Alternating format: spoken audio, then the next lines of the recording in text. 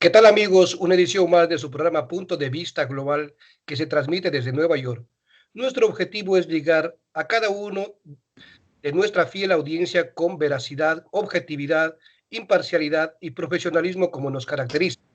Hoy nos acompaña desde Ecuador, Villescay, Paola Pavón, es la prefecta de la provincia del Pichincha, abogada, ex asambleísta nacional, feminista, política, entre otros créditos.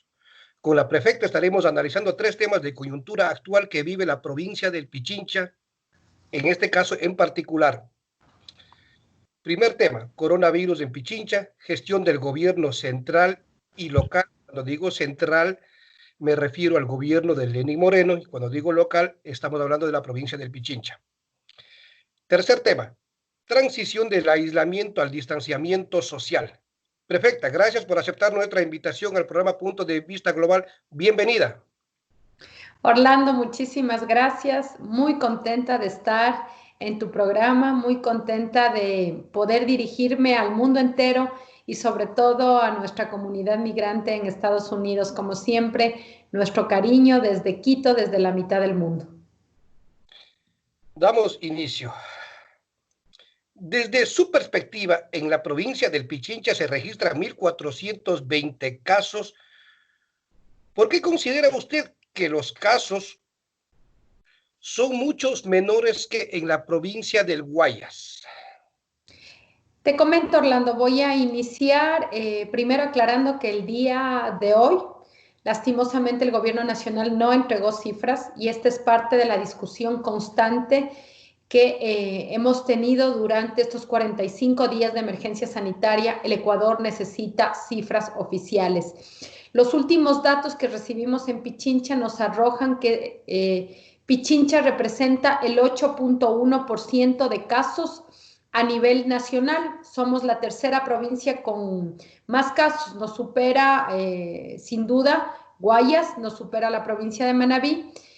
Y yo quisiera contestar tu pregunta, Orlando, desde varias aristas. La primera, creo que en Pichincha logramos reaccionar de forma rápida frente al arribo de la pandemia al Ecuador.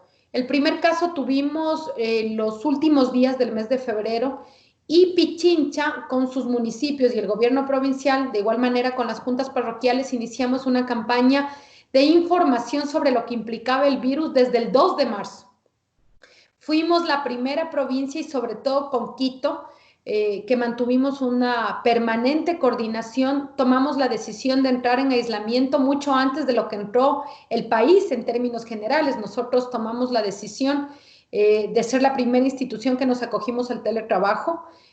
Logramos también que el servicio público que está en Quito pueda acogerse al aislamiento, y esa ha sido parte de las razones por las cuales nosotros hemos logrado en este momento hablar de un control de contagios en la provincia de Pichincha y también en el distrito metropolitano de Quito, que es la capital de los ecuatorianos y ecuatorianas.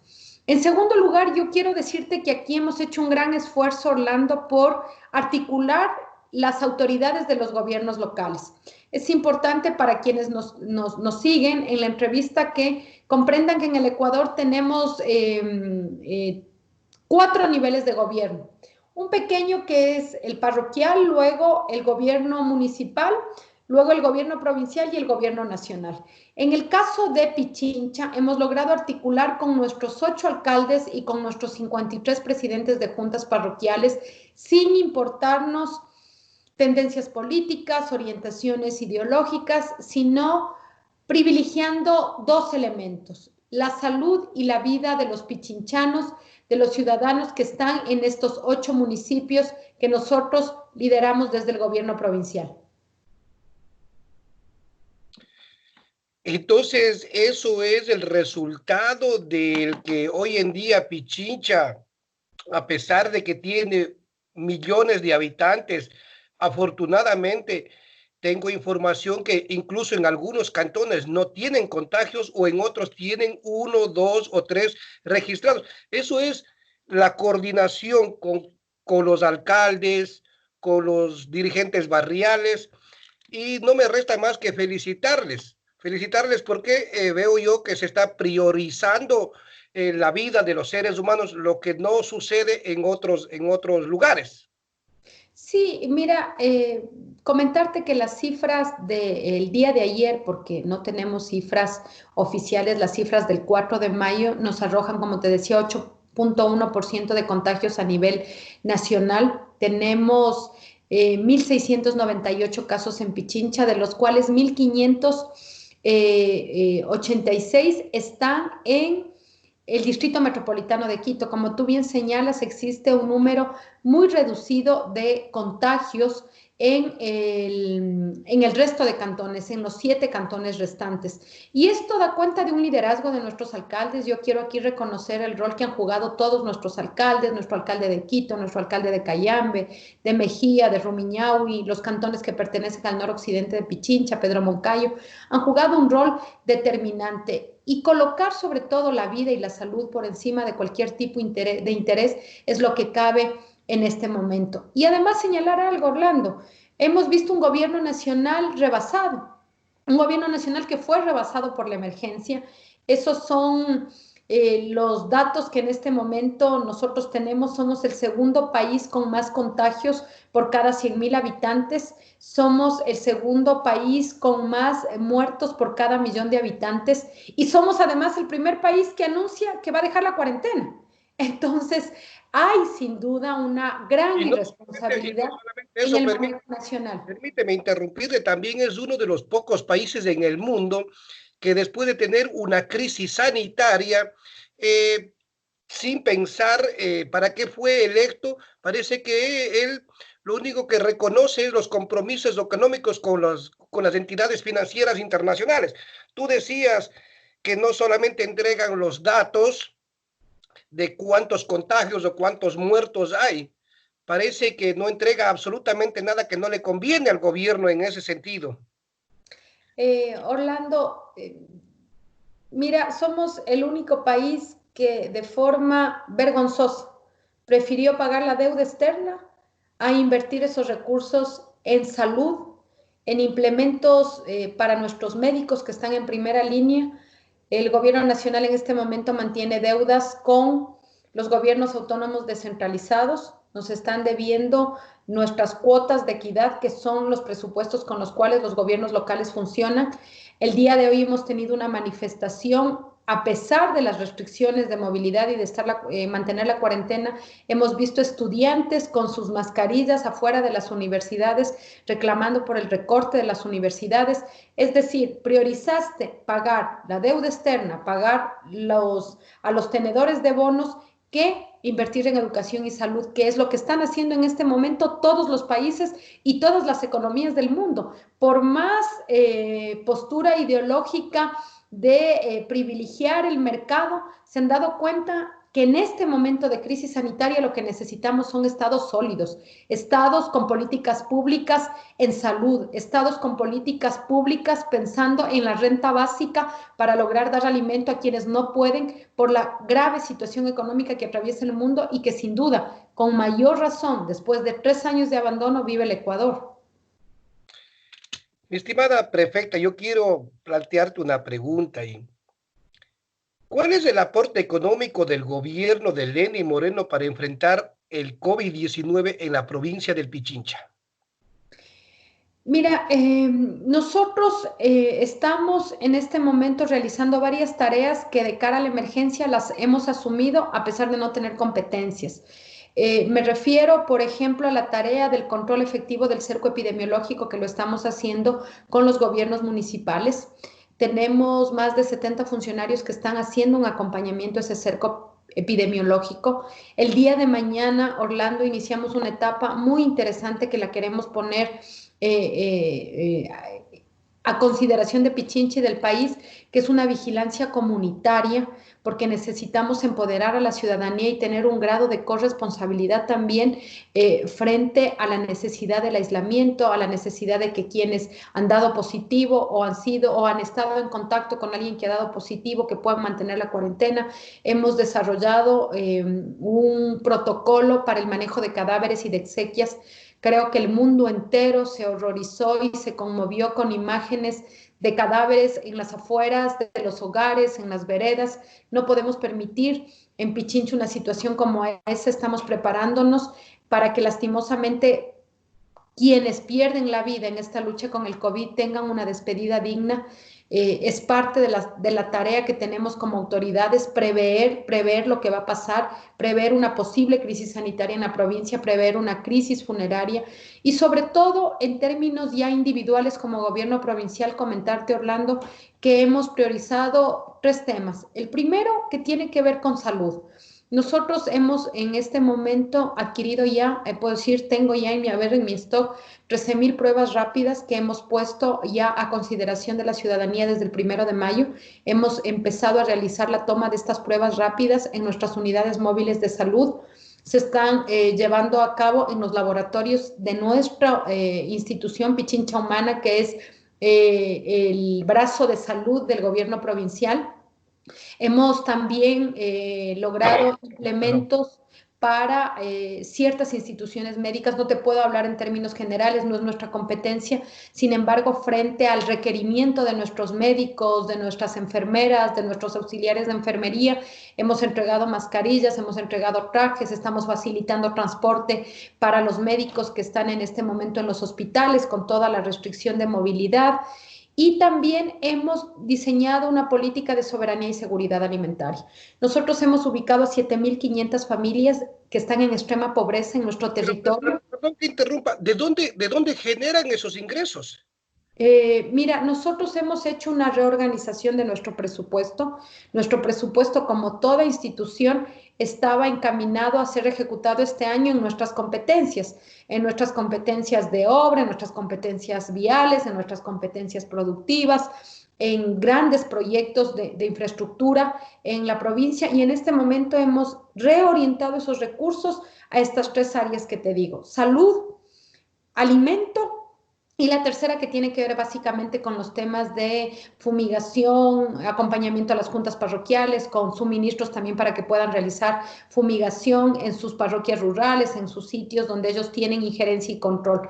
Hemos hecho una reorganización. Nosotros más o menos calculamos 1,5 millones de este esfuerzo que hemos hecho como gobierno provincial. Además, te complemento con algo. Desde el mes de febrero nosotros no hemos recibido lo que nos corresponde desde el gobierno central. Se nos entregó solamente en el mes de febrero el 47% de la cuota del mes de febrero. Me están debiendo febrero, marzo, abril, y hoy estamos ya en mayo. Entonces, con un gran esfuerzo, estamos en este momento en primera línea acompañando a la ciudadanía. Terrible, terrible la situación que vive Ecuador, mi patria querida, con este gobierno que vive aislado, totalmente aislado, el país en total abandono. Tengo una pregunta. ¿Qué es lo que prefieren los ecuatorianos hoy en día, los que viven en Ecuador? ¿Que se vaya el gobierno o que se termine el contagio del COVID-19? Yo quiero comentarte que sin duda la pandemia le sorprendió al mundo, pero en el caso del Ecuador nos sorprendió en la peor de las condiciones.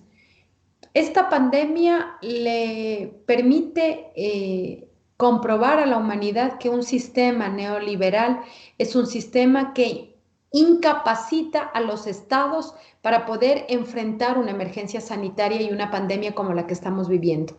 Y el Ecuador fue uno de los países que en peores circunstancias recibió el COVID a finales del mes de febrero. Nosotros ya para esto habíamos debilitado nuestro sistema de salud.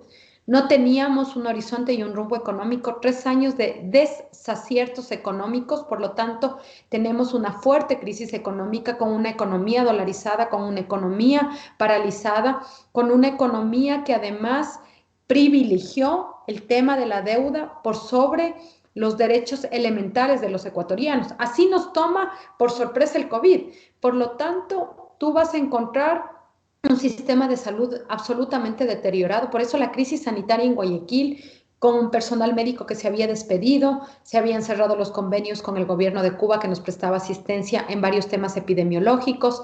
Encontraste unos hospitales, sin haber logrado en estos 3 años haber colocado una sola cama más, es decir, un abandono absoluto. Entonces, ¿qué te puedo decir?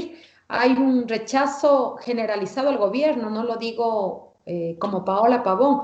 Cualquier sondeo de opinión desde el mes de octubre del año pasado, sin duda da cuenta de que 8 de cada 10 ecuatorianos no le creen al presidente de la República, y te puedo decir que hoy los números deben ser peores todavía, porque cada día que tenemos que enfrentar esta emergencia sanitaria con una grave crisis económica, con una grave crisis política, una grave crisis social, existe mucha frustración y mucho malestar en nuestra población.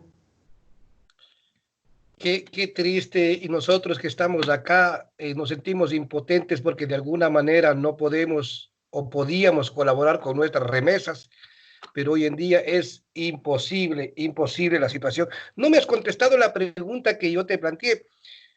¿Cuáles son, ¿Cuál es el ingreso económico que proporciona el gobierno central liderado por Lenín Moreno, el Moreno, para la prefectura? Te estoy diciendo que en este momento nos están debiendo 34 millones de dólares, que desde el mes de febrero no nos han hecho el ingreso de nuestros recursos. Nosotros recibimos una cuota mensual, todos los gobiernos autónomos descentralizados, de acuerdo al reparto de la fórmula de equidad que establece la Constitución. Entonces, te señalo, febrero no nos ha ingresado completo, marzo no nos ha ingresado, abril tampoco y mayo tampoco. Entonces, lo que estamos en este momento es utilizando las reservas que nosotros teníamos, con una grave crisis, sobre todo de efectivo en caja. Esa es la dificultad que tenemos, así que por eso vuelvo a repetirte, Orlando, este enorme esfuerzo que estamos haciendo para alimento, para salud, para fumigación, implica un gran ejercicio de administración Yo del me, gobierno provincial. yo me refería específicamente para enfrentar el COVID-19, pero bueno, me queda claro y creo que No, es que no también nos han entregado un solo recurso, Orlando. Para la crisis no nos han entregado un solo recurso. O sea, no ha habido una sola desconcentración de recursos económicos para enfrentar la crisis. De hecho, hemos enfrentado la crisis con la deuda que tenemos rezagada. A nosotros nos deben el IVA del 2018 y del 2019, nos deben el IVA del 2020, nos deben las competencias de riego. Estamos enfrentando una crisis muy seria en el Ecuador, muy grave en el Ecuador.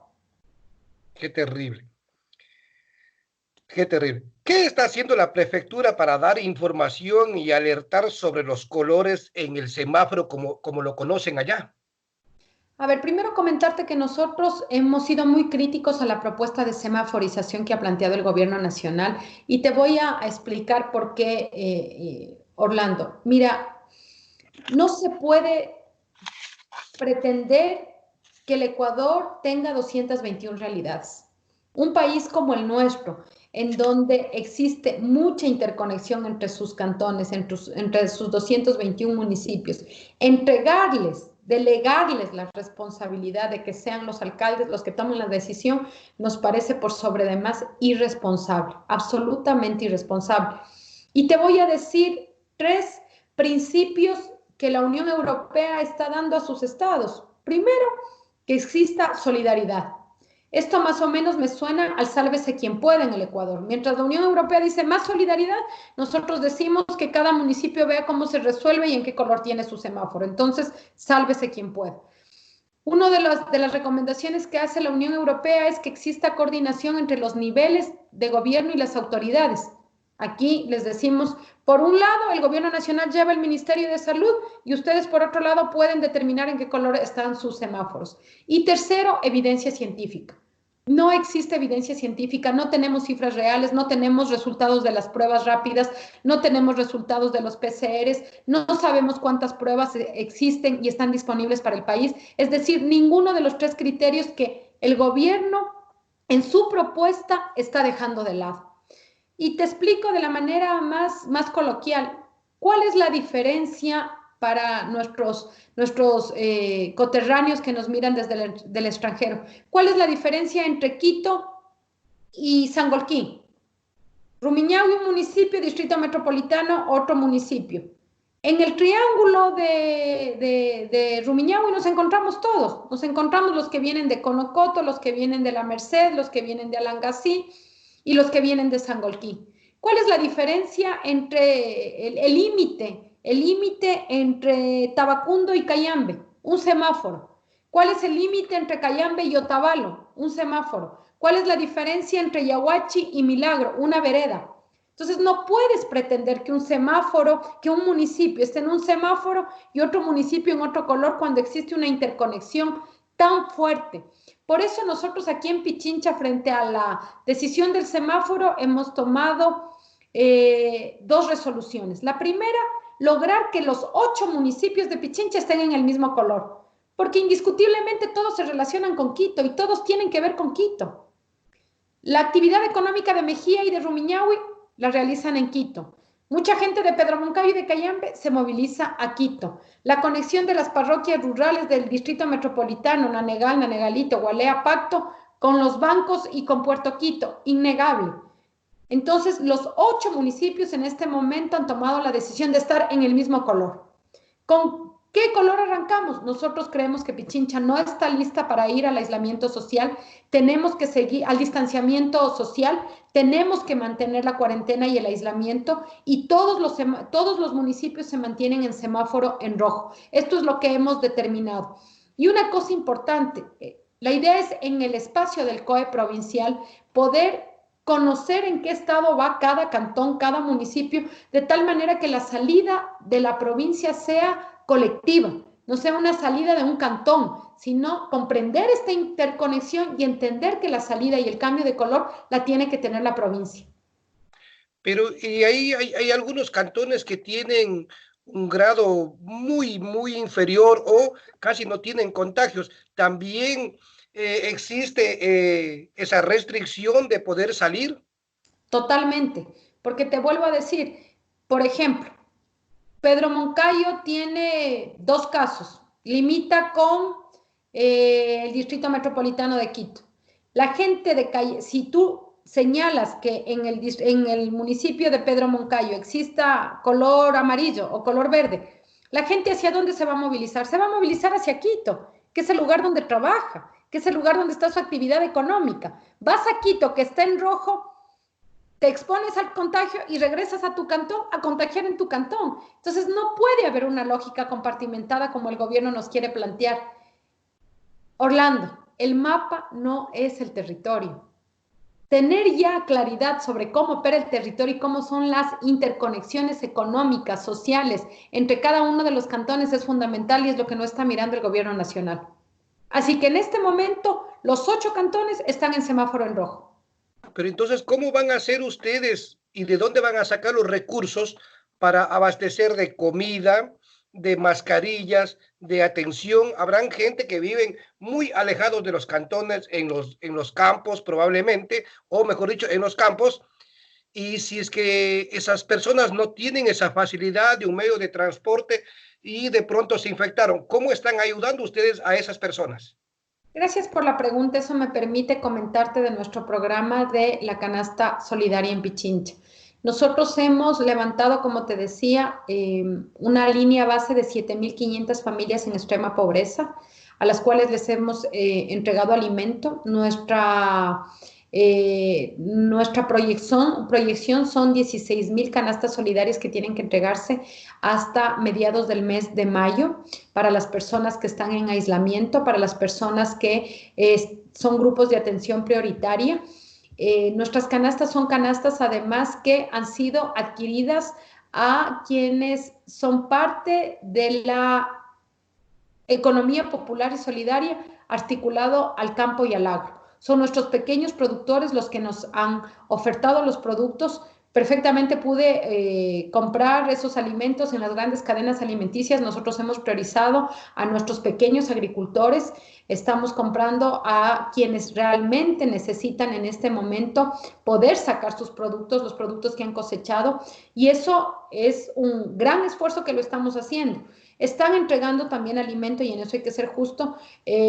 Algunos municipios también, casi todos en la provincia están haciendo un esfuerzo. Lo mismo las juntas parroquiales y también el Ministerio de Inclusión Económica y Social.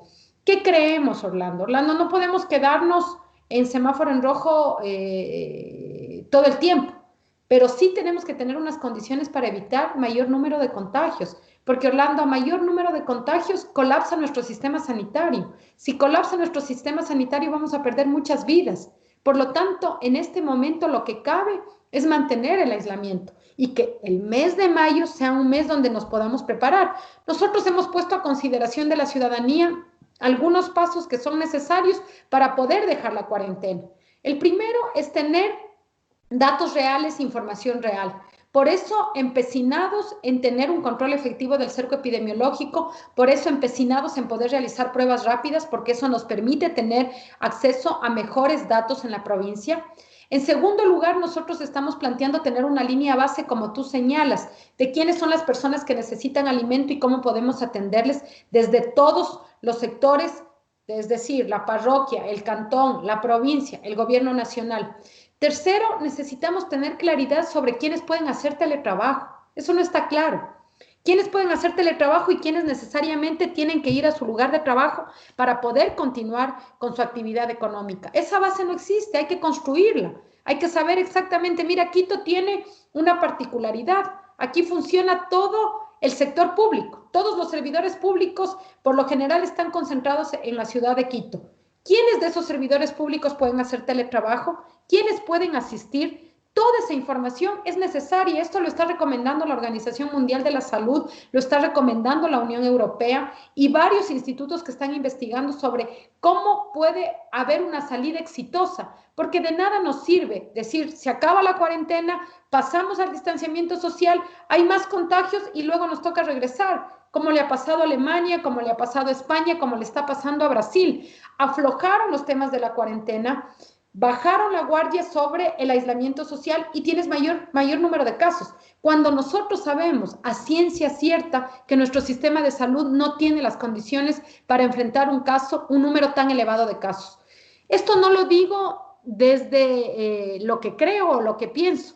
Lo hemos hecho con datos. Nuestro análisis prospectivo, Orlando, en el caso de Pichincha, establece que entre el 15 y el 18 de mayo tendremos el pico más alto de contagios, aproximadamente 5.500 casos. Y a inicios del mes de junio, aproximadamente 500 muertos. Entonces, nuestra tarea es evitar que pase eso. Una economía de un país, la economía de la provincia, se pueden recuperar. Lo que jamás vas a recuperar, Orlando, son las vidas. Las vidas no las vamos a poder recuperar. Entonces, entendemos que esto significa un gran esfuerzo para la colectividad, pero nuestra tarea es precautelar la vida. Si puedes detallar, por favor, qué es una prueba rápida? Mira, las pruebas rápidas son pruebas que se les realiza, se hace la toma de muestra de sangre, van al laboratorio. Nuestras pruebas tienen dos características, dos componentes, las IgG o las IgM. Estas pruebas rápidas te permiten saber si tu cuerpo ha generado anticuerpos al virus porque ya lo tuviste o te permite detectar si el virus está en ese momento en tu cuerpo.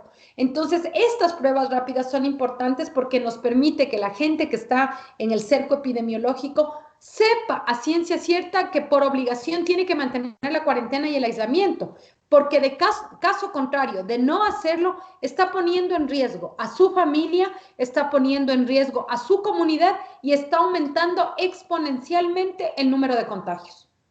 ¿Cuál es el costo de estas pruebas?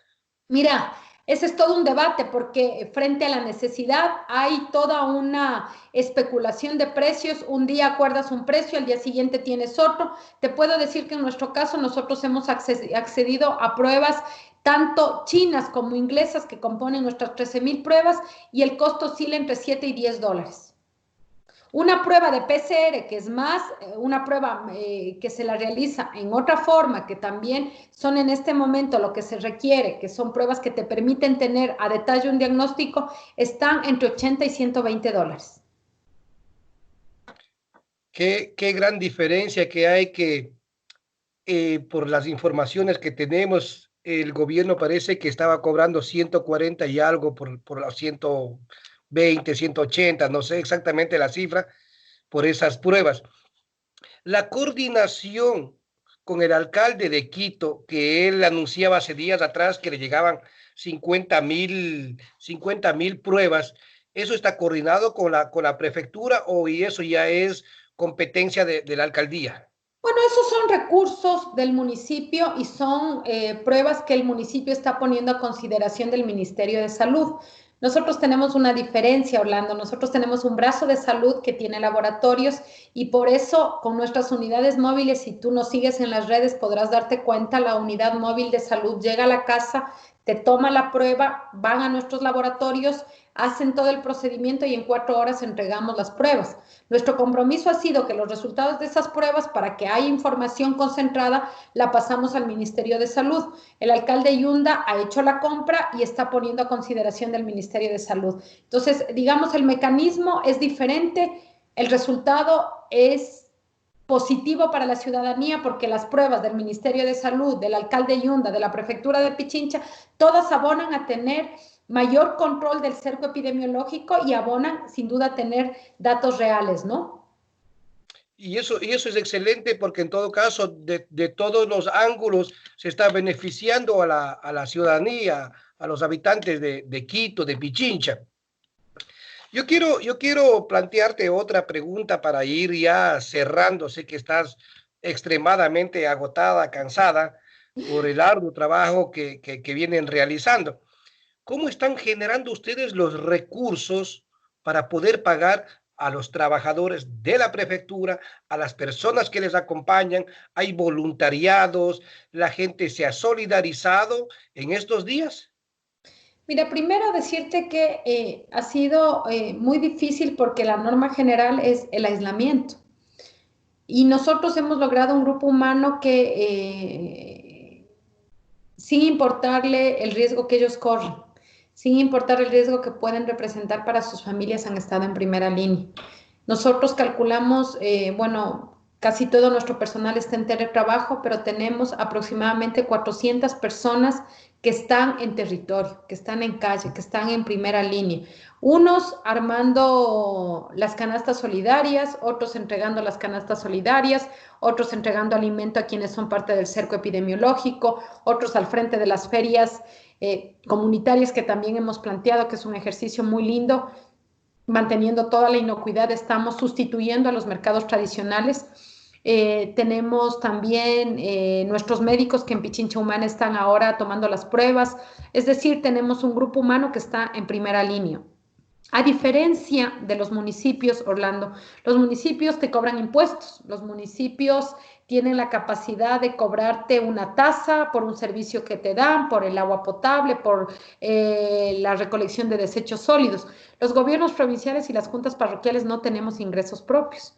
Nosotros vivimos únicamente de la asignación que nos hace el gobierno central cada mes. Obviamente los valores que se retienen de nuestro impuesto del IVA, el IVA es un impuesto que se retiene desde el gobierno central y después tiene que entregarse a los gobiernos locales, y también la competencia de riego. Entonces, ¿cómo estamos haciendo? Estoy haciendo el ejercicio de procurar ser una buena madre, de poder manejar y administrar perfectamente hasta el último recurso. Como te digo, hemos parado la contratación de todo lo que no sea emergencia sanitaria. Hemos priorizado estos 3 rubros y puedo decirte que con mucho esfuerzo este mes pudimos pagar los haberes de nuestros funcionarios. Si es que no existe ingresos del gobierno central de lo que va este mes, va a ser muy complicado para todos los gobiernos provinciales, no solamente para Pichincha, para todos los gobiernos provinciales, poder lograr cumplir con los haberes mensuales el próximo mes. Empieza a sentirse la crisis de forma general. Tú ya tienes gobiernos locales con dificultades financieras, ya tienes universidades con dificultades financieras, ya tienes crisis en otros sectores de la economía. Si a esto le sumas 400,000 despidos de lo que van los 3 años del gobierno de Moreno, la situación económica empieza a ponerse muy tensa en el Ecuador. Y más aún, sin la posibilidad de poder aprobarse las leyes en la Asamblea Nacional, sin tener plan para enfrentar la deuda externa y sin tener un plan económico. Lastimosamente debo decirte que este gobierno no ha presentado un plan económico que dé cuenta de que comprenden la gravedad de lo que estamos pasando. Recesión económica, caída de los precios del petróleo, cero remesas que están llegando, que tú sabes que como siempre ha sido un factor importante para nuestra economía dolarizada, cero exportaciones, no hay una claridad de cómo enfrentar la crisis económica. Porque además quieren grabar al obrero, quieren grabar al trabajo y no quieren grabar al capital. No quieren topar a la banca, no quieren topar a los grupos que además fueron beneficiarios de la revisión tributaria que se hizo, la remisión tributaria que se hizo y la hizo el gobierno de Moreno, y no quieren topar a los 200 grupos económicos más fuertes que tiene el Ecuador. Esa es la realidad. ¿Cuáles serían los puntos que tú pudieras citar del plan desde la prefectura para levantar la cuarentena? Mira, como te señalaba, tener acceso a información, que estamos trabajando información real, transparentar datos. Segundo, tener un registro social de las personas que necesitan alimento en la provincia. Tercero, tener un inventario de quienes pueden hacer teletrabajo y quienes tienen que estar presencialmente en sus lugares de trabajo. Cuarto, una campaña muy fuerte de información y de educación a la ciudadanía. La ciudadanía tiene que ser consciente de que solo ella puede cuidar de sí mismo. El uso de la mascarilla, lavarse las manos, poder desinfectarse, cumplir los protocolos de limpieza cuando regresan a su hogar y han salido a la calle y a sus lugares de trabajo. Tenemos que avanzar también en un programa de educación para nuestros estudiantes, eso me preocupa muchísimo. Aquí el acceso a Internet es muy limitado, lastimosamente, todavía es muy limitado. ¿Cómo van a recibir clases nuestros estudiantes? Nos parece que ahí debe haber un rol mayor de la radio y la televisión. Eso no existe en este momento. Necesitamos generar espacios de coordinación con todas las autoridades locales. Necesitamos tener un plan también del sector productivo, que en este momento no lo tenemos, saber exactamente qué empresas se van a reactivar, cuáles son las normas de inocuidad que deben tener esas empresas, cuál es la responsabilidad de esas empresas sobre sus trabajadores. Es decir, necesitamos una serie de elementos para que nosotros digamos, vamos a tener una salida exitosa, porque no solamente se trata de salir por salir, se trata de salir con éxito, se trata de salir manteniendo el distanciamiento y evitando el riesgo exponencial de más contagios. Entonces, no es simplemente salgamos. Muchos países están reflexionando sobre estas medidas que son necesarias. Y algo que no puedo dejar de decir, tenemos que tener un sistema de salud robusto. En este momento está llegando ya Orlando a saturarse el sistema de salud en Pichincha. Se nos está agotando el espacio de camas disponibles en el Pablo Arturo Suárez, camas disponibles en el Hospital Eugenio Espejo, camas disponibles en el Hospital del IES del Sur. Es decir, necesitamos saber que existe espacio. Por eso es tan importante evitar el contagio, porque a menos contagio, menos expones al sistema de salud y por lo tanto hay menos muertos. Esa es la correlación en esta pandemia.